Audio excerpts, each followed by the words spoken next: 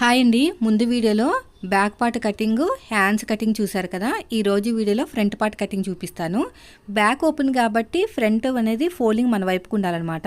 Back part cut చేసేటప్పుడు ఉక్స్ పట్టి, కాజా పట్టి కోసం కచ్చి వదులుతాం కదా. ఆ కచ్చి అనేది మన వైపుకు వదిలేసుకుని ఇలా నీట్గా స్ట్రైట్ కటింగ్ అండి. ప్రిన్సెస్ కటింగ్ ఎప్పుడు స్ట్రైట్ కటింగ్ వస్తుంది కానీ క్రాస్ కటింగ్ రాదు. బ్యాక్ పార్ట్ ఆధారంగా మొత్తం కూడా మార్కింగ్ వేసేసుకోవాలి. నేను ఎలాగైతే వేస్తున్నానో అలాగా ఇలా నీట్గా మార్కింగ్ వేసుకుంటూ వెళ్ళిపోవాలి. సైడ్ జాయింట్ వైపుకు 1 ఇంచ్ అనేది ఎక్స్ట్రా తీసుకోవాలండి ఫ్రంట్ పార్ట్కి. ఎందుకంటే మనకి కట్ చేసి కుడతాం కదా, మనకి షేప్ అనేది కట్ చేసి కుడతాం కాబట్టి కావాలి. ఒక 1/2 ఇంచ్ అనేది హైట్ కూడా ఎక్కువ పెంచుకోవాలండి. ఎందుకంటే ఫ్రంట్ పార్ట్లో మనకి చెస్ట్ ఉంటుంది కాబట్టి పైకి ఎత్తినట్టు వస్తుంది అనమాట. అప్పుడు బాగా పైకి లేచిపోయినట్టు రాకుండా బ్లౌజ్ అనేది ఒక 1/2 ఇంచ్ ఎక్కువ తీసుకోవాలి. కప్స్ పెడితే 1 ఇంచ్ ఎక్కువ తీసుకోవాలి. ఇప్పుడు ఇలాగ కర్వ్ స్కేల్ తీసేసుకుని నీట్గా కర్వ్ తిప్పేసుకుంటే బ్యాక్ పార్ట్ ఆధారంగా ఫ్రంట్ పార్ట్ మార్కింగ్ అనేది ఈజీగా వచ్చేస్తుంది అనమాట. ఫ్రంట్ నెక్ కొంచెం కిందకి దింపాలండి. మనకి బ్యాక్ నెక్ లాగా పెట్టేసామనుకోండి పీక దాకా పట్టేసుకుంటుంది అనమాట నెక్ వరకు. అందుకని ఒక 1 ఇంచ్ కిందకి దింపుకుంటే సరిపోతుంది. లేదంటే నార్మల్ నెక్ పెట్టేసుకున్నా పర్లేదు. సో ఇలా పెట్టేసుకున్న తర్వాత మనకు ఒక 1/2 ఇంచ్ లోత్ అనేది తీసుకుంటాం కదా నార్మల్ బ్లౌజ్కి. కానీ ఇక్కడ అలా కాదు, నేను చెప్తాను చూడండి. ఇక్కడ ఒక 1/2 ఇంచ్ ఉంది కదా, కొంచెం లోపల నుంచి కర్వ్ అనేది తిప్పుకోవాలన్నమాట. అంటే కొంచెం మన వైపు నుంచి ఇలా కర్వ్ అనేది తిప్పుకుంటే అక్కడ ముడతలు అనేవి రాకుండా ఉంటాయి. షోల్డర్ కావాల్సినంత ఖర్చు వదిలేయండి. ఇది వచ్చేసి మనకి 30 సైజ్ బ్లౌజ్ కాబట్టి షోల్డర్ కావాల్సినంత ఖర్చు వదిలేసుకుని అక్కడ నుంచి చెస్ట్ పాయింట్ అనేది మనం ఎక్కడికి మార్కింగ్ వేసుకోవాలో చూపిస్తాను. పైన షోల్డర్ దగ్గర ఖర్చు వదిలేసుకుని 10 ఇంచులకి, చిన్న సైజ్ అయితే 10 ఇంచులు కింద 2.5కి మార్కింగ్ వేసుకోండి. అక్కడి నుంచి ఇక్కడేమో 3 ఇంచులు, ఇక్కడ 2.5, పైన ఒక 1/2 ఇంచ్ అనేది ఎగస్ట్రా తీసుకుంటే షేప్ అనేది బాగా వస్తుంది అనమాట. ఇలా షేప్ తిప్పేసి ఇలా తిప్పేసేయండి. అయితే నేను ప్రతిసారి చెప్తూ ఉంటాను కదా, ప్రిన్సెస్ కట్ బ్లౌజ్ కట్ చేసేటప్పుడు అయితే నేను షేప్ దగ్గర కట్ చేయనండి. నేను బ్లౌజ్ అంతా లైనింగ్ అంతా జాయిన్ చేసుకున్న తర్వాత అప్పుడు కట్ చేస్తాను అనమాట. ఇలా నీట్గా పెట్టేసుకుని నెక్ డీప్ ఎంత ఉందో ఒకసారి చెక్ చేసుకుందాం. ఇలా గీత మనకి నెక్ దగ్గర అడ్డంగా స్కేల్ పెట్టేసుకుని పైన షోల్డర్ కుట్టు దగ్గర నుంచి, పైన షోల్డర్ ఉంది కదా ఆ కుట్టు దగ్గర నుంచి నెక్ డీప్ ఎంత ఉందో ఒకసారి అయితే చెక్ చేసుకోండి. ఇలాగ చూసుకుంటే మనకి తెలిసిపోతుంది. 5.5 ఉందండి. సో అదే మార్కింగ్ మనం వేసుకోవాలన్నమాట. పైనుంచి 5.5 వేసుకుంటే ఖర్చులతో కలిపి అంతా వచ్చేస్తుంది. ఇలా పైనుంచి 5.5కి మార్కింగ్ వేసుకోవాలి. ఇలా స్ట్రైట్గా మార్కింగ్ వేసుకుని ఇలా కొంచెం క్రాస్గా తీసుకుని ఇక్కడ కర్వ్ స్కేల్ తోటి నీట్గా రౌండ్ తిప్పేస్తే బాగా వచ్చేస్తుంది. ఇలాగా అయిపోయిందండి, మనకి ఇంకా పర్ఫెక్ట్గా వచ్చేసినట్టే. ఇక్కడేమో మనం ఇలా నీట్గా మార్కింగ్ వేసేసుకోండి లైన్ తోటి. ఇప్పుడు ఎలాగైతే మార్కింగ్ వేసామో సేమ్ అదే విధంగా కటింగ్ చేసుకోవాలి. నేనైతే ప్రిన్సెస్ కట్ చేయను, బ్లౌజ్ అంతా రెడీ అయిన తర్వాత కట్ చేస్తాను. ఇక్కడ కూడా అంతే, ఇలా నీట్గా కట్ చేసేయండి.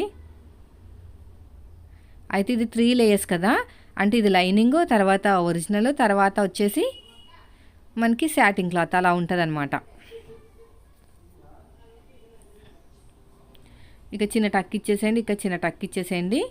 ఇక్కడ కూడా ఒక మార్కింగ్ వేసుకోండి. ఇలా ఒక వీలర్ సహాయంతో ఇలా మార్కింగ్ వేసుకుంటే అడుగు భాగంలో కూడా ఈజీగా వస్తుంది అనమాట. నేను కటింగ్ వీడియో కూడా అయిపోయింది కదా, స్టిచ్చింగ్ వీడియో కూడా షేర్ చేస్తాను మీకు.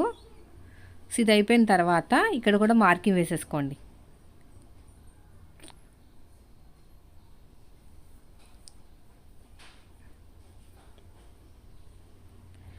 ఇది అయిపోయిందండి. ఇప్పుడు మనకి పర్ఫెక్ట్గా వచ్చేసినట్టే ఫిట్టింగ్ అనేది.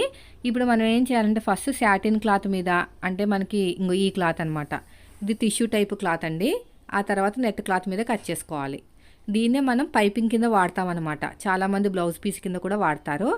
ఇక్కడ హ్యాండ్స్ పెట్టేసి ఇలా నీట్గా కట్ చేసేయండి. తర్వాత వచ్చేసి ఫోల్డింగ్ వైపుకి ఇలాగ ఓపెనింగ్ వైపుకి బ్యాక్ పార్ట్ ఉండాలి, ఎందుకంటే బ్యాక్ ఓపెన్ కాబట్టి.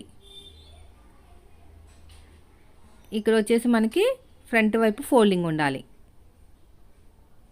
ఇలాగా ఇప్పుడు కట్ చేసేసుకుందాం. ఇది కట్ చేసుకున్న తర్వాత మళ్ళీ మనం నెట్ క్లాత్ కట్ చేసుకోవాలన్నమాట. ఇలా నీట్గా కట్ చేసేయండి.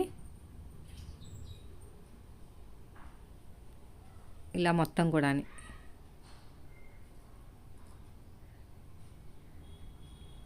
పక్కన పెట్టేద్దాము.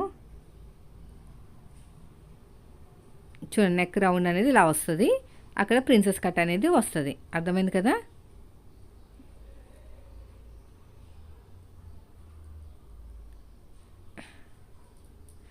ఇప్పుడు వచ్చేసి మనకి బ్యాక్ పార్ట్ కూడా కట్ చేసుకోండి.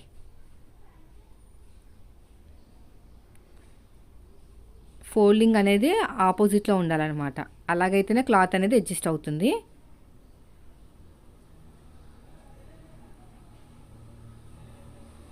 ఇక్కడ కూడా నీట్గా కట్ చేసేయండి. సో ఫైనల్గా అయితే అయిపోయింది. దీన్ని నెట్ క్లాత్ మీద పెట్టుకుని మళ్ళీ కట్ చేసుకోవాలన్నమాట. అందుకనే 3 బ్లౌజులు కుట్టినట్టు అనమాట. అందుకనే డబల్ బ్లౌజు కుడితే మనం ఎలాగైతే లైనింగ్ బ్లౌజ్కి అమౌంట్ తీసుకుంటామో అలాగే 3 అమౌంట్ తీసుకోవాలి. లేకపోతే మనకి టైం అనేది పడుతుందండి కుట్టడానికి, ఆ లైనింగ్లన్నీ జాయిన్ చేయడానికి టైం పడుతుంది అనమాట. సో దీన్ని ఇలా పెట్టేసుకుందాము.